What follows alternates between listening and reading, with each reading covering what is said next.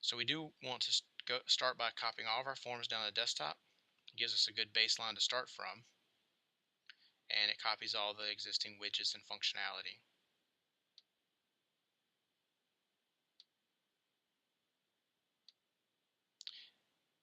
And then once again, we'll want to set our startup form as our home screen, because we could in theory create different startup forms for each channel.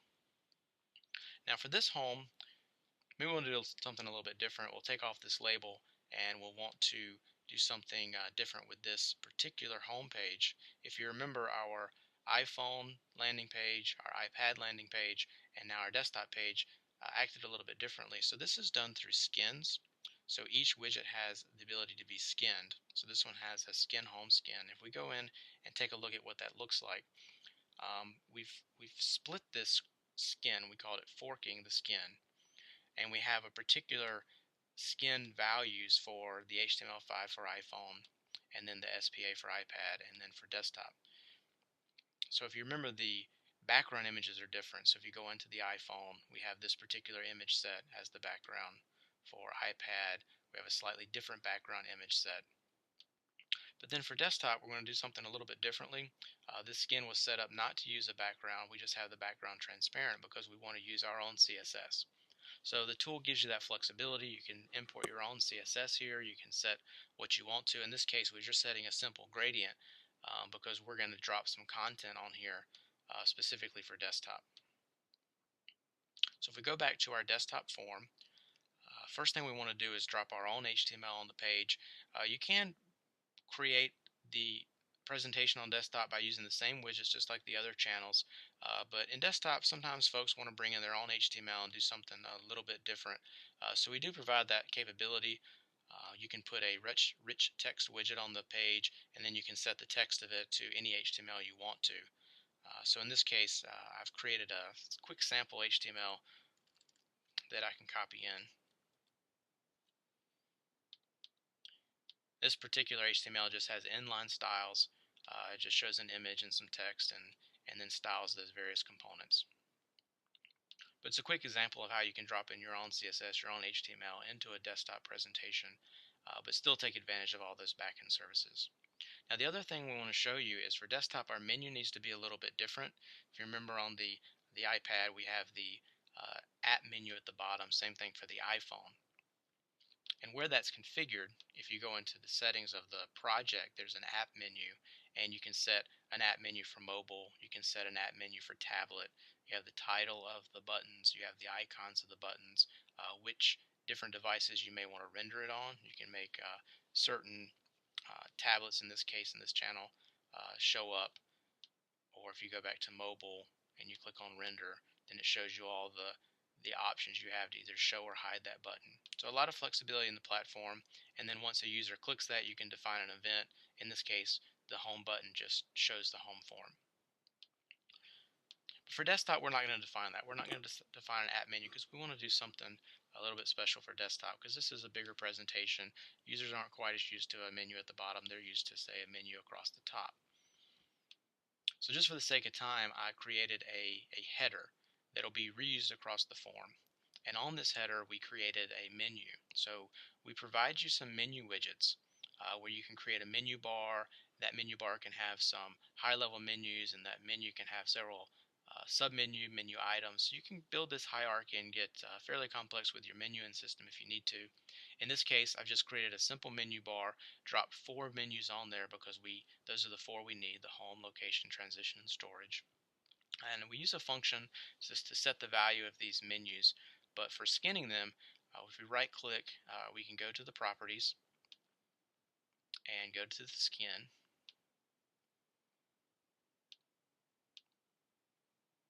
And here we're using CSS to style our menu. So we have this CSS for the overall menu.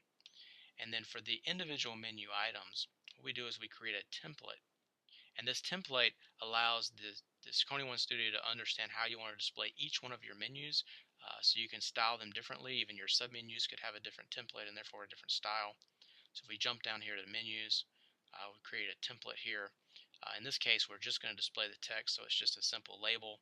But the trick here is that if we go into the properties and look at the skin, we have a skin for the normal state, we have a skin for the hover state, and this allows us to go in and set our CSS for what we want to happen on load, and then on hover we can set separate CSS, slightly different. We're setting a border, so as we hover over, there's a little line under the menu, which we'll get to see here in just a second.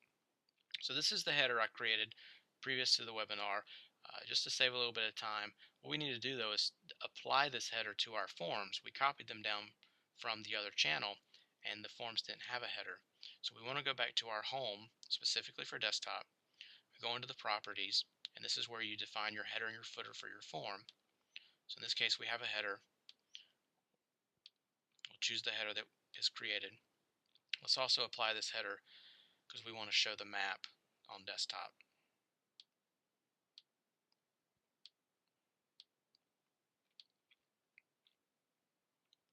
And then let's do it for storage as well. You also have your components down here. You can click on this, you can go over to your properties over here on the right and set your values as well. Because if you remember in storage, this is one place where we want to go through and set our padding. And for margins in this case, we'll set some here.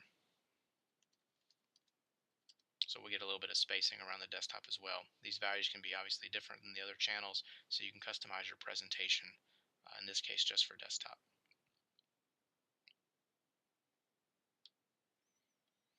So those are the changes we need. Let's do a build and include desktop. It's asking me to save my changes. We'll include desktop in this build. We can drop the iPad for now. And now we've extended this functionality to yet another channel. Now we'll be able to show this on normal desktop browsers, reusing a lot of that functionality, gaining the ability even to pull up the user's location and then turn that location into a zip code.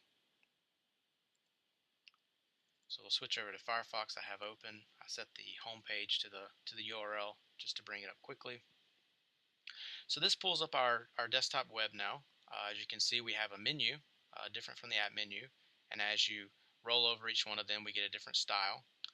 If we click on location, it flips over to our location, and this is the content on the home page that we set, just HTML from whatever tool you may be comfortable with, or you could have built this directly in KonyOne Studio.